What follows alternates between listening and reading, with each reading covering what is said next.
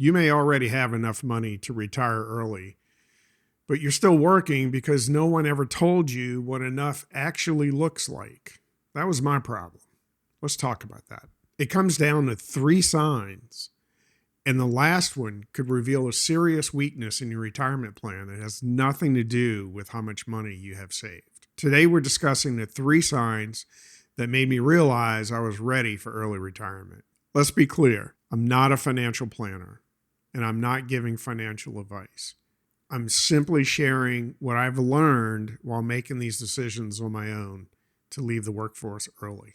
Like me, most people reach their 50s feeling behind in retirement savings. According to Fidelity, the average 401k balance for someone in their 50s is a little over $212,000. But what that number doesn't show is a lot of large accounts that actually pull that average upward, right? The median balance is close to $64,000, and roughly 20% of adults aged 50 or over have no retirement savings at all. 20%. That's huge. When I was deciding whether I could retire, I kept comparing myself with large accounts. I'd see someone with more money saved and wonder if I needed to be more aggressive in my savings, or if I needed to change up my distributions. Then I see someone retire with less, and I'm wondering, what the hell am I doing? Why am I hesitating? Actually, what I realized is I was asking the wrong question. I was asking, how much have I saved for retirement, when I should have been asking, how much does my life actually cost? That's the question that led me to the first sign that gave me confidence that I could retire early. The first sign is exactly that. What does life cost? We know what we spend on housing, food, transportation, insurance, healthcare, all those other expenses that come along with everyday life. I know that sounds basic, but most of us don't know what our lives actually cost until we take an honest, hard look at the numbers. And that's exactly what I did. We may know the mortgage or electric bill, but what about home repairs, vehicle replacements, deductibles, gifts, vacations, all that incidental stuff that you really don't think about on an everyday basis? Before retiring, I had to go take an honest look at how we were spending money. Not what I thought we were spending, but what we were actually spending. Doing that deep dive gave me something more useful than a generic target that I was shooting for retirement. Instead of saying I need $2 million, I discovered this is what our life really cost each year. And man, were we surprised at the waste we had going on. Income sources will cover part of it, and our savings must provide the rest. From that information, we were able to build a personal plan, not a random number pulled from the internet or some CFP that makes profit the more you put away into their system. Someone can still have millions and get in trouble if spending is uncontrolled. Someone else may retire with much less because the house is paid off. Their lifestyle is modest and their expenses are understood. Our portfolios matter, but only when weighed against the life it needs to support. Once I understood that, early retirement felt less like a guessing game and more like a decision I could actually evaluate. But knowing what we spend is only the beginning. Sign number 2 is adjustment when conditions change. You've probably heard the 4% rule. It generally suggests withdrawing around 4% of our portfolio in the first year of retirement, then adjusting that amount for inflation. Historical research found that this starting rate survived most past 30-year retirement periods. It's a useful guideline, but not a guarantee.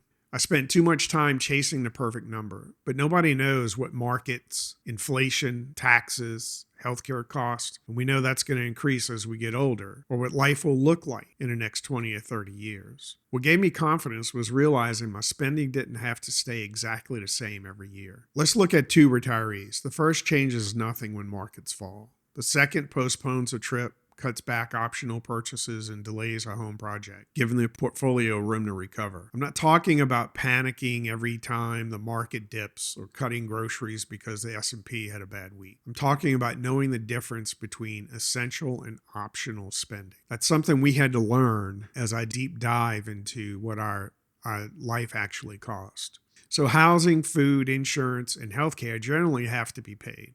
A luxury vacation, a new vehicle, or an expensive renovation can wait, actually. That flexibility became the key part of my decision. I didn't need to protect every future expense. I needed enough control and response when circumstances changed. A flexible plan can be stronger than a large portfolio tied to rigid spending, right? But flexibility won't protect us if our investments depend too heavily on one company, one sector, or one market. Enron was a perfect example of that. If you don't know what Enron is, do a little bit of research, you'll understand. Sign number 3, our future doesn't depend on one investment. Never depend on one investment. Concentration of investments will build wealth, but diversity is how we'll keep our wealth. Many of us build wealth through company stock. I was heavy into my company stock. I was more on the Enron side of that company stock portfolio. I was 50 to 60% in company stock, which actually worked well. But if ever that market dropped, or whenever the market did drop, I saw big fluctuations, and it was something that made me uncomfortable. So if you're still in that situation where you're working and you're invested into company stock, I would look at keeping maybe a 25% to 35% value, not value, but 25 to 35% vested into your company stock. While you still have a paycheck, you have more time and income to recover from a serious loss. But retirement is going to change that. Once our investments start paying the bills, a large early loss can really affect you in a negative way. We may be forced to sell those stocks while prices are down so we can pull that money out to pay our bills, right? And that's going to leave less money invested when the market recovers. So it means your recovery isn't going to be as good. Nobody knows how the markets are going to perform today or next week. So we need to kind of cover for that in the long run. Large American companies may lead for several years. The international stocks, smaller companies, bonds, and other parts of the market may take over. During this research, I learned that the decade from 2000 to 2010 was called the loss decade for American investors.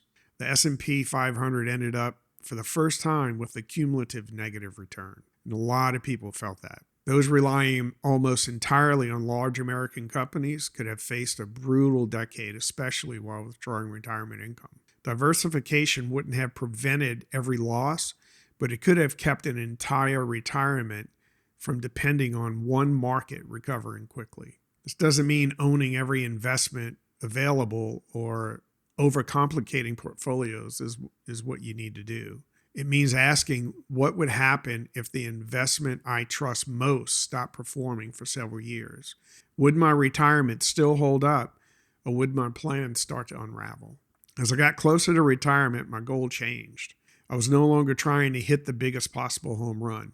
I was trying to just avoid striking out after decades of building what I had. Diversification doesn't guarantee profits or eliminate risk.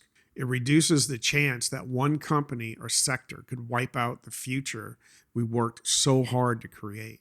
So do we have enough? What I learned is retirement readiness isn't just about hitting a certain balance or following a rule created decades ago. For me, it came down to 3 questions. Question number 1, do I understand what my life costs? Question number 2, can I adjust when markets or circumstances change? And question number 3, is my future protected from depending too heavily on one investment? Answering yes to any of these didn't eliminate every fear. I still wondered whether I was leaving too soon or whether I should work another year. Eventually, I had to accept that no amount of planning will provide an absolute certainty. We can always earn another paycheck. We can always try to grow the account a little more, but we can't add another healthy year to life once that year has passed. We may not need the largest portfolio or a perfect plan.